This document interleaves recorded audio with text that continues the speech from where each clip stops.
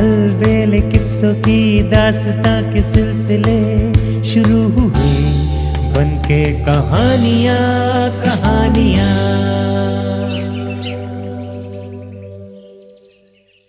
आइए सुनते हैं आज की कहानी एक एक लाख की बात।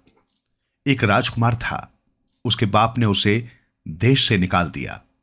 राजकुमार जब घर से निकला तो उसके पास 3 लाख रुपए थे। चलते चलते वो एक दूसरे राज्य में पहुंचा। वहां घूमते हुए एक दिन उसे एक साधु मिला। साधु चिल्ला रहा था, 1 लाख रुपए दो और एक बात लो। राजकुमार ने सुना और दंग रह गया। 1 लाख रुपए की एक बात कैसी होगी? उसकी उत्सुकता बढ़ी। वो कुछ फक्कड़ तबीयत का भी था, कुछ साहसी भी। और जब सारा राज्य ही छूट गया था तो 2-4 लाख का भी उसे क्या मोह होता। न जाने उसे क्या सूझी कि उसने साधु को बुलाया और उसे 1 लाख रुपए देकर कहा, सुनाओ वो बात। बात साधारण थी। साधु ने कहा, दूसरे के बिस्तर पर बिना झाड़े न बैठो। अच्छा, राजकुमार ने कहा, और दूसरी बात?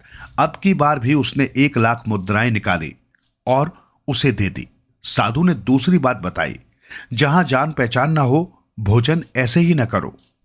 अब 1 लाख रुपए और बचे थे। राजकुमार ने सोचा, इन्हें भी क्यों रखा जाए। आखिर वे भी देकर उसने तीसरी बात ली, स्वजन भी केवल खाने पीने के दिनों में ही अपने होते हैं। अब राजकुमार के पास कुछ न बचा था। उसे इस बात का दुख भी न था।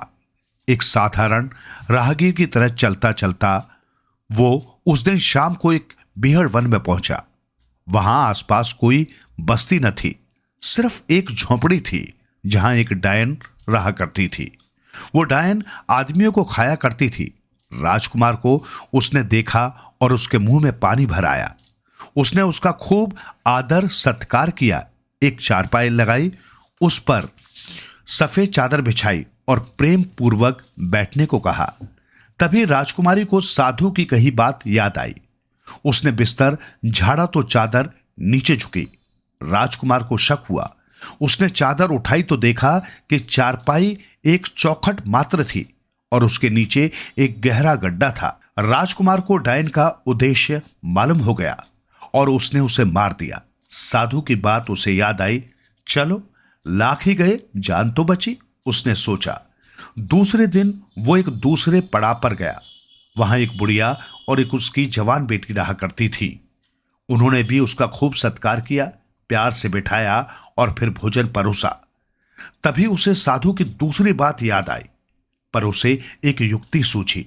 सामने ही उस घर की बिल्ली उसकी ओर देखती हुई म्याऊं म्याऊं कर रही थी। राजकुमार ने अपनी थाली से एक कौर उठाया और उसे दे दिया। बिल्ली ने उसे पूरा खाया भी न था कि वो मर गई। राजकुमार ने थाली पर लात लगाई और आगे बढ़ गया। फिर वो एक नगर में पहुंचा जहां उसकी बहन ब्याही थी। वो महल में तो न गया, पर अपनी सारी दशा बताकर उसने बहन के पास संदेश भेजा कि वो नगर के उद्यान में उसे मिल आए। पर बहन ने कुछ ध्यान नहीं दिया। उसे गरीब हालत में समझकर उसने उसे अपना भाई स्वीकार करने से मना कर दिया। उससे मिलना तो दूर रहा। यहां भी उसे साधु की बात में सच्चाई दिखाई दी। तब से उसे उन 3 लाख रुपयों के देने का कभी भी दुख न हुआ। जिंदगी में धन से भी ज्यादा मूल्य अनुभवों का होता है। ये बात पहली बार उसकी समझ में आई।